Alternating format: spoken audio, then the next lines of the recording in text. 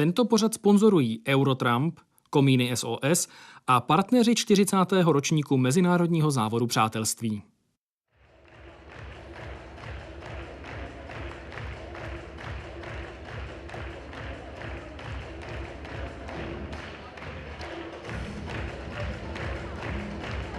Dobrý den, zdravíme u obrazovek České televize všechny příznivkyně a všechny příznivce gymnastických sportů, především skoků na trampolíně. Tahle mladá disciplína oslavila významné české kulaté jubileum. 40. ročník Mezinárodního závodu přátelství, největších závodů ve skocích na trampolíně v České republice.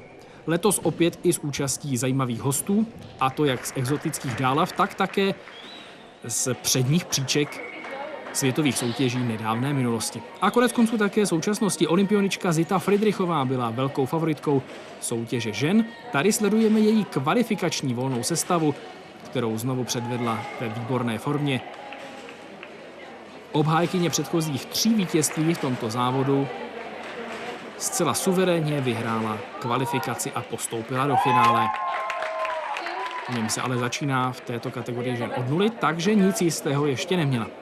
Další česká reprezentantka Kateřina Solanská. Také sledujeme její volnou kvalifikační sestavu.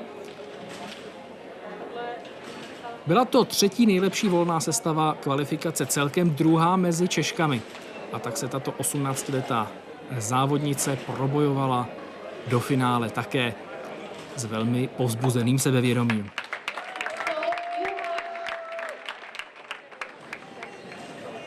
Hůř naopak dopadla vicemistryně republiky Petra Anížová.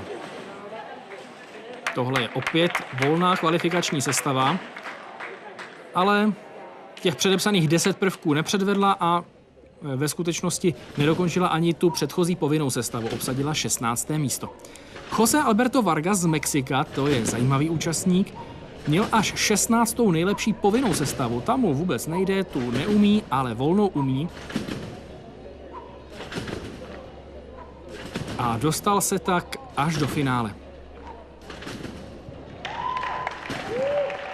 Zástupce Mexika se objevil na Mezinárodním závodu přátelství znovu po 6 letech a Vargas je bronzový medailista z panamerických her. Tohle je Adam Silt, český reprezentant, který v kvalifikaci v této volné sestavě překonal osobní rekord v obtížnosti.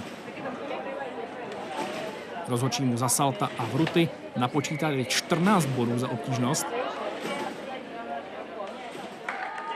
Výška sestavy byla slušná, provedení přece jenom trošku vázlo, ale to tak bývá při pokusech o osobní rekord, ale byla to velice slušná sestava a postup do finále. Naim Ashab obhajoval vítězství z loňského roku. Tohle je volná sestava, ve které vylehčoval, ale stejně ani to jednoduché salto se mu nepovedlo odrazit správně. Skončil na ochranné matraci a to bylo samozřejmě vystavení stopky pro postup do finále. Snad nejdůležitější byla kvalifikace v kategorii synchronních dvojic, protože se znovu konal souboj o postup na světové hry, na olympiádu neolympijských sportů do Cali, do Kolumbie na příští rok. Tohle jsou Zita Friedrichová se Sandrou Opaleckou. Ti už splnili polovinu kvalifikačních kritérií na finále Českého poháru. Tady překonali tu kýženou hranici 77,5 bodů znova součtem 82 bodů a tedy už v tuhle chvilku mají opravdu blizoučko k postupu na světové hry. Tím spíš, že Karbanová se Solanskou, které vidíme teď, ty pro změnu ani na druhý pokus těch 77,5 bodů nedokázali získat. Bylo to i kvůli tomu nezdaru v samotném závěru sestavy, tentokrát známka 76,2 bodu. Karbanová se Solanskou ještě budou mít 2 příležitosti, aby v obou překonali těch 77,5 bodu, ale zároveň musí dosáhnout vyšší bodových zisků než Friedrichová s Opaleckou. Ale teď už jsme ve finálovém bloku a začínáme s Denisou Lichtágovou, vítězkou Českého poháru v kategorii žákyň. Lichtágová obsadila v kvalifikaci 6. místo.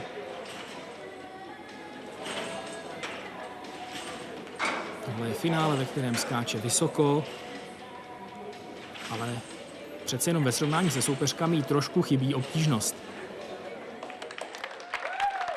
Ale přece jenom v posledních 3 ročnících Češka v téhle žákovské kategorii obsadila nejlepší Češka vždy 8. místo ve finále a Lichtágová dopadla lépe. Ta byla 5., takže náznak, že i v těchto nejmladších kategoriích zase Česko bude hrát lepší roli, důležitější roli. Eileen Resslerová z Bavorska, z bavorského týmu, jinak tedy německá reprezentantka, byla v kvalifikaci až 3., ale ve finále cvičila velice dobře.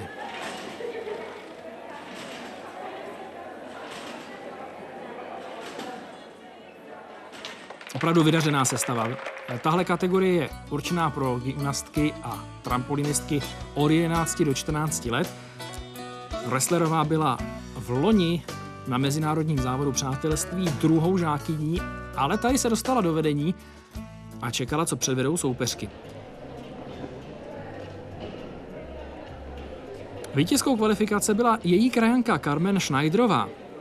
Resslerová už mezi tím přeskočila Holanďanku Lionárovou a teď už tedy čekala pouze na výkon loňské vítězky tohoto závodu, Carmen Schneiderové.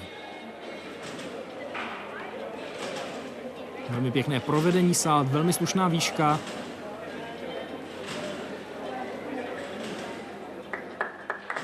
Ale Schneiderová měla méně obtížnou sestavu a to nakonec asi hrálo největší roli. Schneiderová prohrála s Eileen Resslerovou o pouhých 5000 jen bodů, nejmenším možným rozdílem. Tady je konečné pořadí.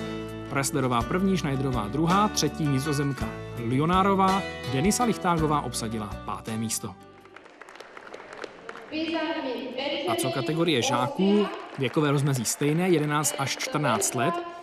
A tohle bylo velice zajímavé složení finále, především zásluhou 2 trampolinistů z Uzbekistánu. Ale my začínáme s českým účastníkem tohoto finále, Filipem Hronem. Byl jediným Čechem v tomto finále.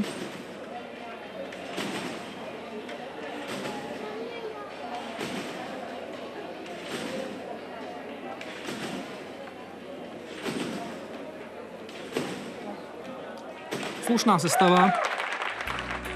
V závěru trošku rozcestovaná o platě trampolíny, ale tento závodník rovněž ze Sokola Kampa Praha nakonec dosáhl ve finále na 6. místo. Uzbekistánci, to je vždy otázka. V téhle věkové kategorii se totiž často neobjevují, ale jméno Jekateriny Chilkové, která mimochodem i v tuto chvíli byla mezi rozhodčími bronzové medailistky z olympijských her, naznačuje, že v téhle zemi má tato disciplína solidní tradici a vysokou úroveň. A borci, které teď budeme sledovat, to potvrdili. Amiran Babajan zaskákal s vysokou obtížností 13,1 bodu. K tomu přidal výbornou výšku a na základě toho i solidní provedení. A přestože z kvalifikace nepostupoval jako vítěz, tak teď nasadil opravdu laťku hodně vysoko. Ale ještě tu byl jeho krajan Mochirbek Olimžonov, vítěz kvalifikace s obtížností 10,4. A ve finále tu obtížnost navýšit nedokázal a tam mu tedy nějaké bodíky chyběly.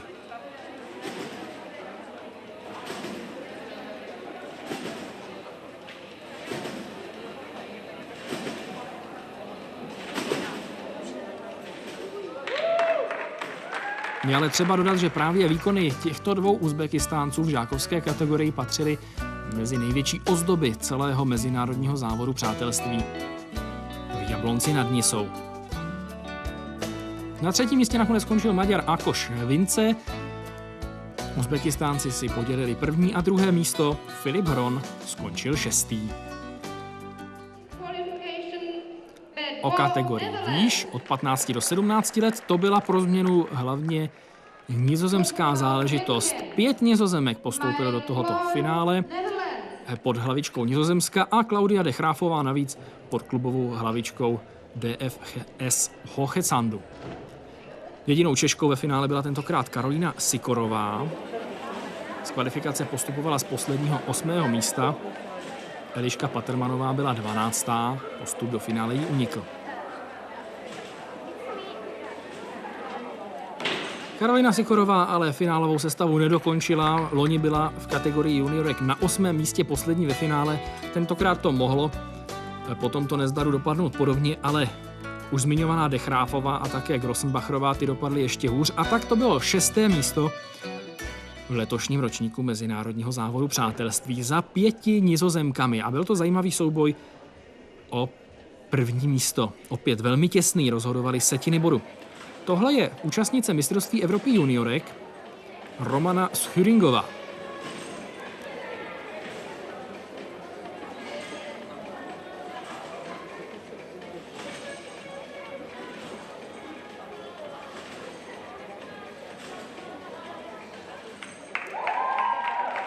Od Schüringové už jsme viděli celou řadu dvojitých salt, jedno vylehčení těsně před koncem sestavy, ale je to opravdu už jiná úroveň.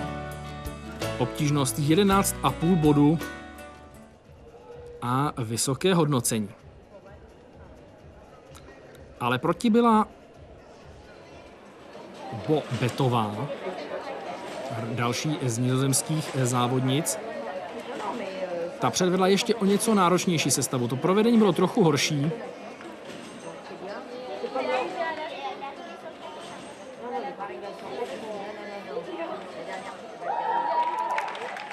Především ta obtížnější dvojitá salta s vícečetnými vruty. V provedení z krčmota byla trochu horší. Ale celková známka 49,85 tisíc bodů stačila na vítězství. Druhá Schüringová, třetí Blackingová, Sikorová 6.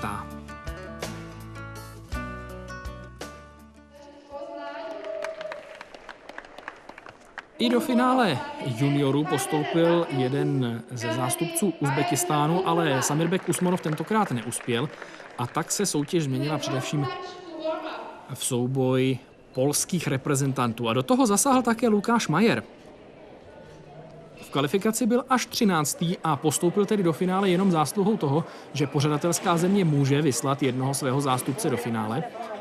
Ale ve finále zacvičil slušně.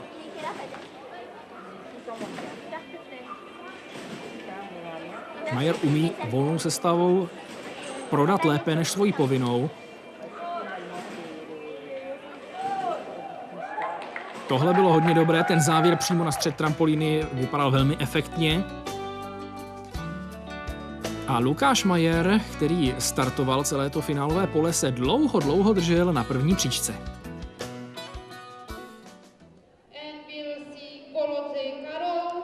Tohle je Karol Koloděj z Polska. Je třeba dodat, že i Poláci, které uvidíme, vydělali především na tom, že selhali ti nejlepší z kvalifikace, ať už Francouz Renault nebo Němci Zickmeller a Federer.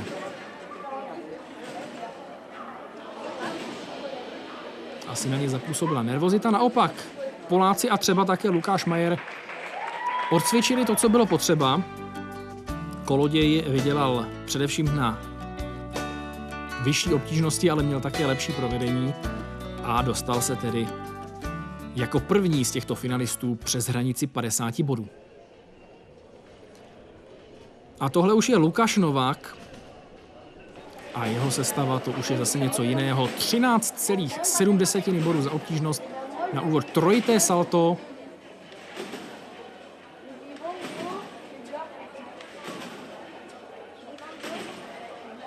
Na mistrovství Evropy juniorů byl Lukáš Novák na 19. místě.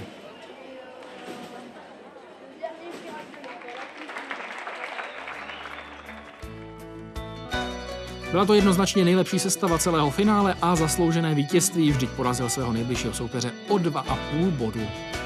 Novák byl první, závodník z Poznaně, za ním skončil Karol Koloděj a třetí další z Poláků Simon Lopačuch. Lukáš Majer byl čtvrtý a to je nejlepší výsledek v téhle kategorii pro českého závodníka od roku 2008, kdy obsadil 3. místo Martin Pelc. Martina Pelce ještě uvidíme.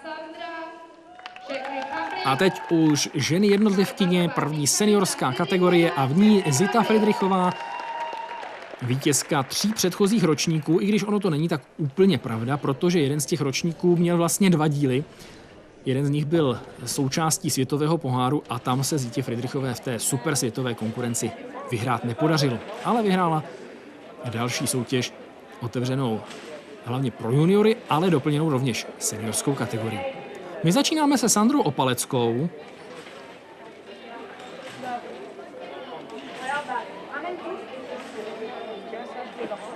Závodnice oddílu trampolíny Liberec odcvičila celou sestavu, i když to tak v průběhu úplně nevypadalo. Některé momenty byly nepříliš čisté. A tak tato 3. žena v konečném pořadí českého poháru nakonec na ty nejvyšší příčky nedosáhla. Ale nebylo to tak špatné. Tohle je Polka Magdalena Švitalská. V kvalifikaci obsadila až 5. místo, ale soutěž žen zažila docela divoké přesuny ve finále.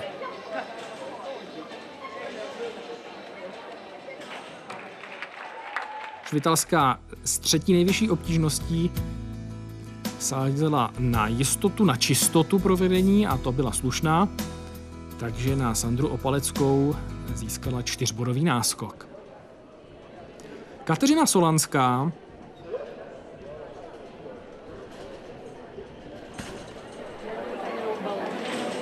v loňském roce obsadila v mezinárodním závodu přátelství v tom mimo světový pohár 2. místo. Předloni byla 2. jako juniorka.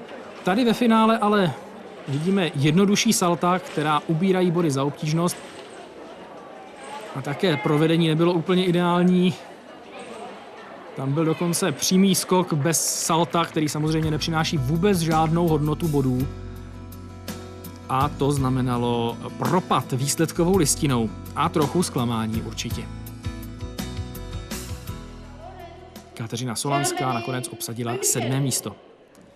Vracíme se do boje o přední příčky. Tereza Lorenzová z Německa, reprezentující TSV Mnichov. Jedna z nejtěžších sestav tohoto finále. Ale teď už má veliké starosti. Dokonce vidíme jeho trenéra, jak se připravoval případně zakročit s tou záchranářskou matrací, zbrzdit případný nebezpečný odraz. Lorencová docvičila, ale známky za provedení se pohybovaly jenom kolem 7 bodů a to bylo samozřejmě málo. Navíc se hodnotí také výška sestavy, to je pořád ještě taková novinka. Hodnotí se jednoduše jako čas strávený nad trampolínou a ten měla Lorencová také nižší. Dále tu máme Deboru Felemovou z Nizozemska. Sestava podstatně jednodušší, vidíme salta, tady dokonce jenom salto z chylmo bez vrtů. Na závěr jedno dvojité salto, ale opravdu jednodušší, ale čistá sestava. Můžeme chválit především dodržování poloh v letové fázi.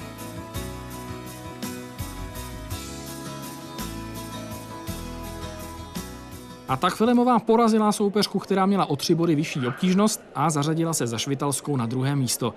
Ale to všechno nahrávalo Zitě Friedrichové. Naše reprezentantka útočila na vítězství.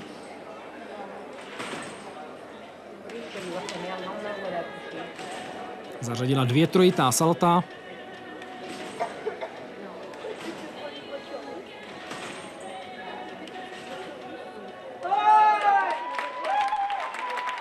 I to závěrečné dvojité salto vzad prohnutě vyšlo perfektně. Zita Friedrichová jako favoritka, jako zkušená závodnice vyhrála toto finále rovněž skoro s náskokem 2,5 bodů.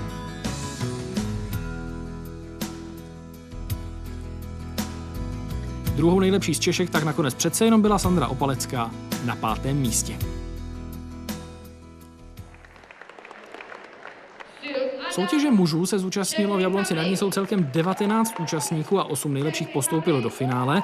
Byli tam i 2 Češi, Adam Silt a tady se představoval Martin Pelc. Ale my začínáme s Davidem Gavelem z Polska, který postupoval s nejnižší 8. známkou, ale finále začíná od 0. Trojité salto v provedení Schilmo, s půvrutem další trojité salto.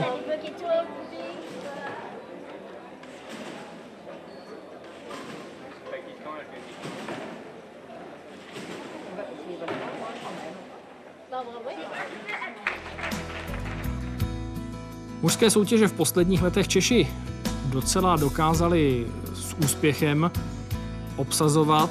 Už jsme zmiňovali vítězství Naima Ašaba. Ale tady ta konkurence byla docela zajímavá. José Alberto Vargas tentokrát finálovou sestavu nedokončil. Mexičan, kterého jsme viděli na začátku. Naopak dokončil svou sestavu Zsolt Juhász z Maďarska.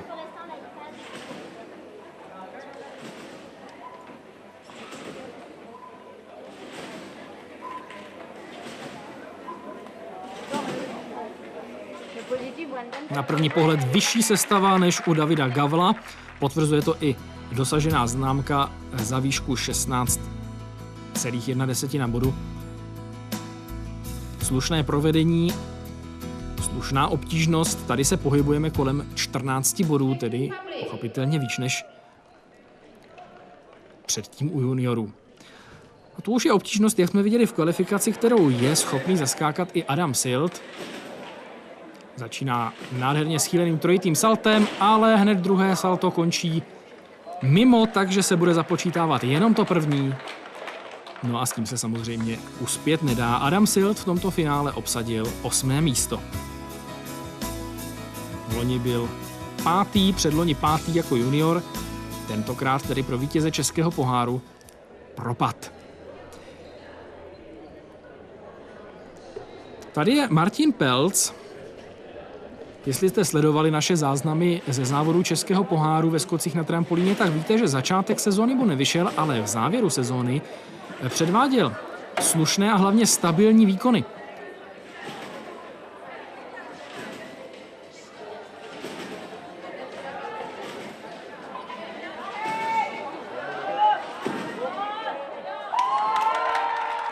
Tady trochu bojoval, bylo to několikrát na hraně, ale sestavu dokončil.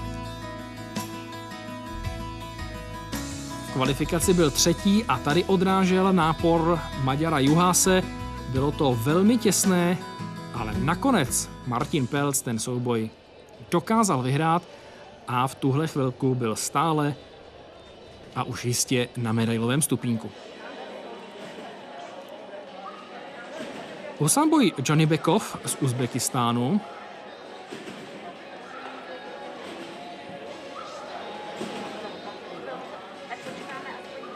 výkonu zástupců této země byly skutečně milým překvapením.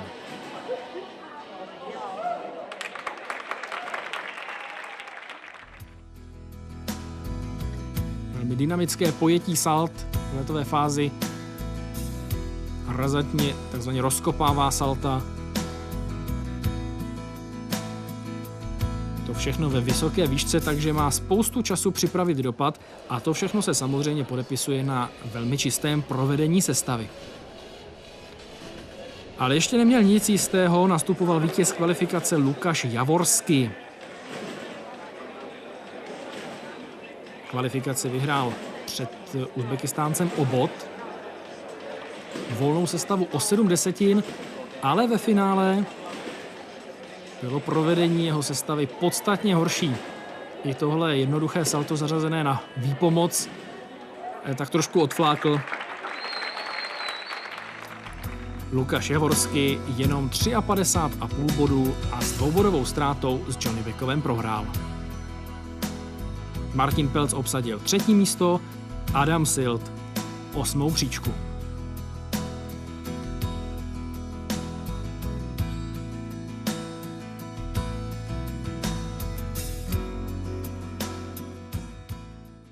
chtěl jsem si celkově skočit sestavy a pak jsem si chtěl vylepšit celkově reputaci v synchronech, což se bohužel vůbec nepovedlo, ale v těch jednotlivicích se aspoň trochu zadařilo, takže jsem spokojený s tím ukončením tohoto závodu. Závod byl fajn, zdál se mi i dobře organizován, všechno odbíhalo tak, jak mělo podle plánu, takže jsem spokojený s ním. Na příští sezónu bych chtěl zařadit do volné sestavy 3 trojný, ale to ještě jako zatím je v plánování a postupného dosouvání, aby se to vůbec šlo uskutečnit. Po kategoriích jednotlivců samozřejmě přišly na řadu i synchronní dvojice. V kategorii juniorek, která je v tomhle případě vlastně společnou kategorií juniorek a žákyň, měla Česká republika zastoupení ve dvojici Denise Lichtágová, Karolina Sýkorová. A ta se nám právě teď představuje. V kvalifikaci obsadili 6. místo.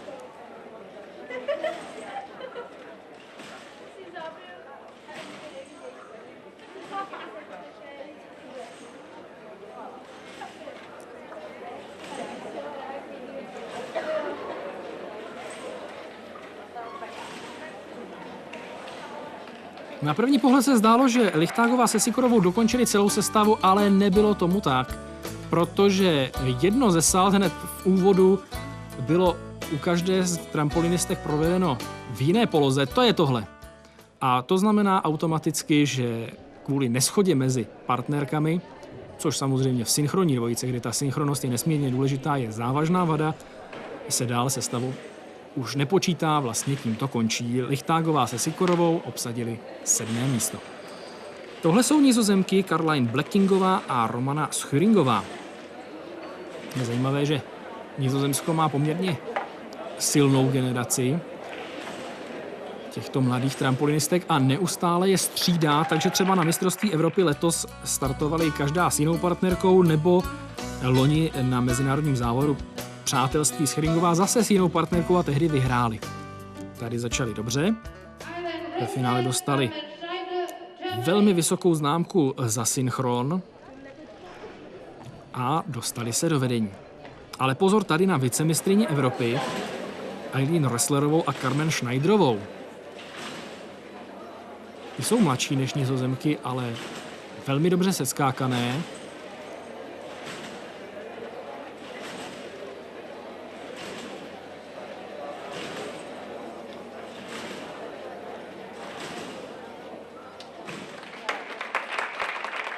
Synchronost se měří strojem a v tomhle případě ten stroj byl přesný a přísný. Němkám udělal přece jenom nižší známku a to znamenalo 2. místo. Navíc měli i nižší obtížnost. Výsledné hodnocení vidíte sami. Startovali i francouzsky, Badualová s Pualvetovou. Francie bývala velice úspěšná na závodech v mezinárodním závodu přátelství, ale letos to tak úplně neplatilo. Ve finále juniorských dvojic té mužské juniorské kategorie měla Česká republika opět jedno zastoupení. Matouš Kupka s Lukášem Majerem se ale dostali do finále až jako ti na divokou kartu za pořádající zemi.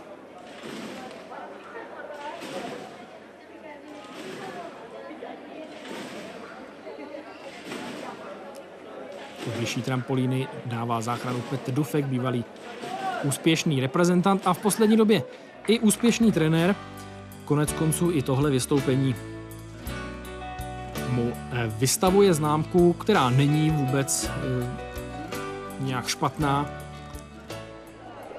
Kupka s Majerem dokonce letos obsadili v seniorské kategorii 3. místo v seriálu Českého poháru.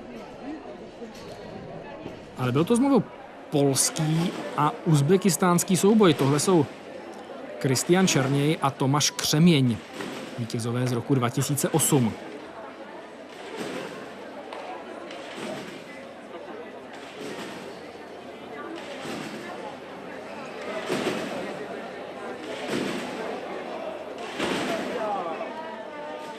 Tady ta chyba přišla v samotném závěru a znamenala nižší známku u jednoho ze 2 trampolinistů za provedení.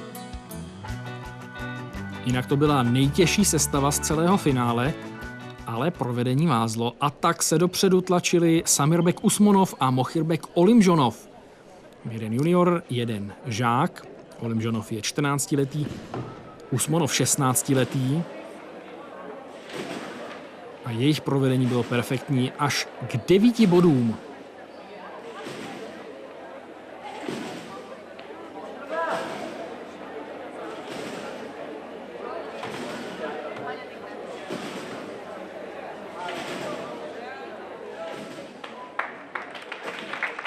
I se známkou za obtížnost o skoro 2 body nižší než Poláci Olimžonov s Usmonovem vyhráli.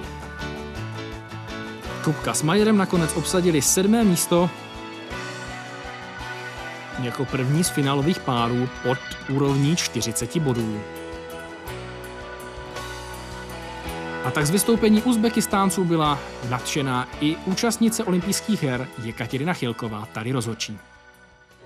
Určitě chci říct, že všechny výsledky jsou důležité a nezáleží na pořadí. Vždy tě potěší, když se postavíš na stupně vítězů. To už je jedno, jestli je to první, druhé nebo třetí místo. Pokaždé to už je velká čest, velká hrdost toho, že jsi v první řadě dobře reprezentoval svou vlast, lidi, kteří nám fandí. Ale samozřejmě, že za svůj největší výsledek považuji olympijské hry v Pekingu, kde jsem byla třetí a získala bronz. I stala bronzovým prizérem olympijských her. Jsem ráda, že jsem mohla přijet na mezinárodní závod přátelství. Tím spíš, že je to jubilejní ročník. Chci poděkovat pořadatelům, protože se jim všechno podařilo. Zúčastnilo se tu mnoho kvalitních závodníků a taky naši trampolinisté se snažili. Ne, že by to byly hvězdy, ale předvedli maximum, na co mají. Ale nechci být zas tak skromná. Vždyť skoro všichni obsadili první místa. Také těm musím moc poděkovat. Poslední 2 soutěže synchronních dvojic v seniorských kategoriích a ta ženská slibovala český úspěch, protože z prvních 2 míst postupovaly 2 české páry. Protože se tady zúčastnilo právě 8 dvojic a všechny postupovaly do finále, tak podle pravidel zavedených v České republice se v tomhle případě naopak známky z kvalifikace přičítaly k těm finálovým. A to znamená, že české páry měly náskok na startu. Ze 3. místa se na ně pokoušeli zaútočit Nizozemky Claudia de Graafová a Deborah Felemová.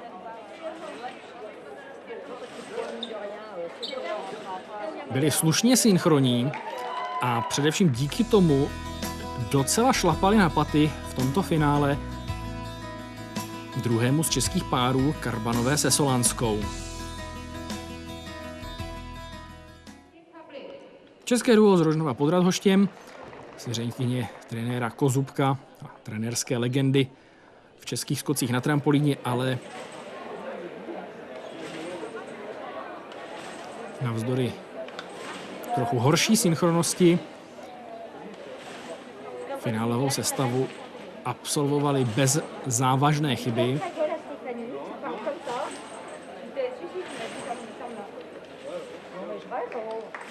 Nakonec se jejich náskok snížil na pouhé 0,3 bodu, ale stačilo to. Kdyby se ale známky ze všech 3 kol nesčítaly, tak by Karbanová se Solanskou obsadili nikoli v 2., ale 3. a skoro 4. místo, protože také další Nizozemky Hendriksová s Majringovou ve finále cvičili hodně dobře. Ale teď už Zita Friedrichová se Sandrou Opaleckou, které letos vytvořili nový pár, on tedy není úplně nový, absolvují ale spolu teprve 3. start od roku 2008 a 5. dohromady, včetně těch mládežnických kategorií. Letošní mistryně republiky vyhráli zcela suverénně. Jejich součet z kvalifikace 82 bodů by na mistrovství světa dokonce stačil na postup do finále. To je před příštím rokem, před těmi světovými hrami, na které se už blíží, velice slibné. V tomto finále získali 126 bodů a vyhráli skoro o 10 bodů před Karbanovou a Solanskou.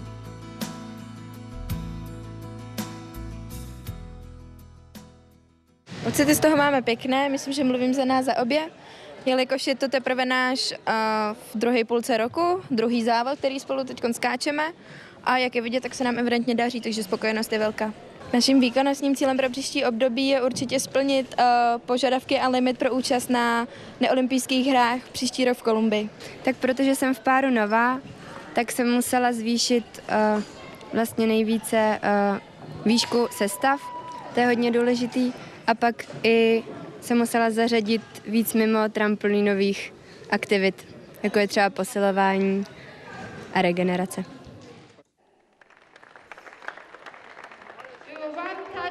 Finále mužů synchronních dvojic mělo pouze 4 účastníky, 4 páry.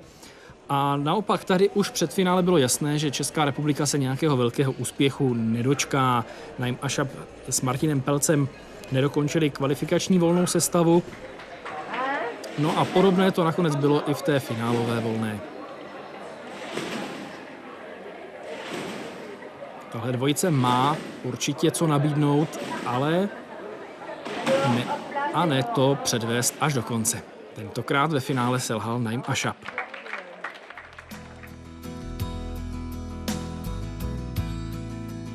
Souboj o vítězství nakonec tedy svedly polské páry s Němci Rickem Nadlerem a Matthiasem Pfeidererem. No a na Němce, na ty si dávejte pozor. Tady jsou. V kvalifikaci byli druzí, ale už dostali nejlepší známku za volnou a ve finále předvedli z hlediska obtížnosti něco nevídaného. Druhé trojité salto v synchronních dvojicích.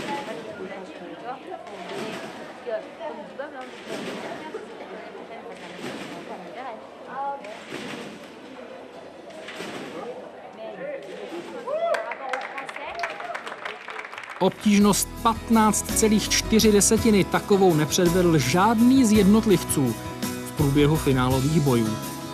Tady se to povedlo dokonce celé dvojici, a to s velmi slušnou synchroností. A to samozřejmě znamenalo útok na Poláky Kamila Klečeka a Kristiana Klečeka. Bratři Klečekové jsou v Polsku hodně známí, hodně populární, protože se zúčastnili jedné polské talentové soutěže televizní. Postoupili v soutěži Mám talent až do semifinále. Tady postoupili až do finále, ale v něm na tu super těžkou sestavu Němců zkrátka nestačili.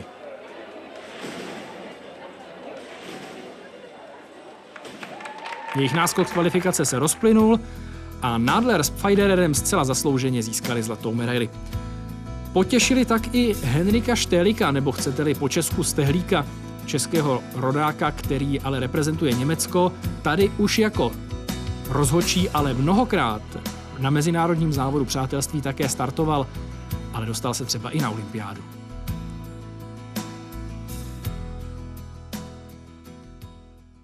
Před 15 lety jsem se prvně zúčastnil závodu přátelství a mám nejlepší vzpomínky ze sportovního hlediska a taky ze soukromního, takže velmi rád jsem, že jsem dneska tady. Když takhle se dívám zpátky, tak ani jedno přání ze sportovního života není, který by se nesplnilo. Já jsem 2003 vyhrál mistrovství světa a potom v Atenách bronzovou medaili v jednotlivcích a to jsou krásné vzpomínky. Já si myslím, že jsme ve skocích na trampolíně v situaci velkých změn mezinárodně a tak jsem byl velmi rád dneska vidět takový velký talenty a přeji jim, aby se to podařilo třeba do 2016 do Ria na olympijské hry a možná taky ještě do 2020. Co je příjemné říct, že co se nemění, je mezinárodní závod přátelství. A pokud ano, tak k lepšímu.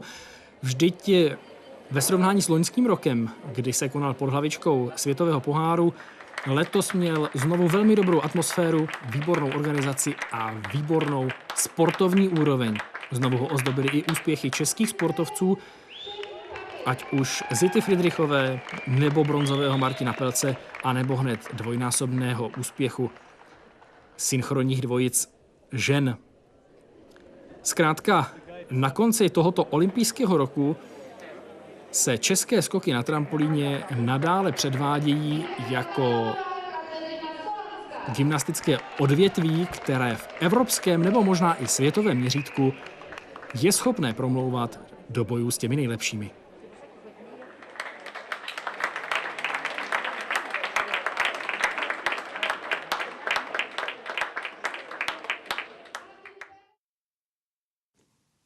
Tento pořad sponzorovali Eurotrump, Komíny SOS a partneři 40. ročníku Mezinárodního závodu přátelství.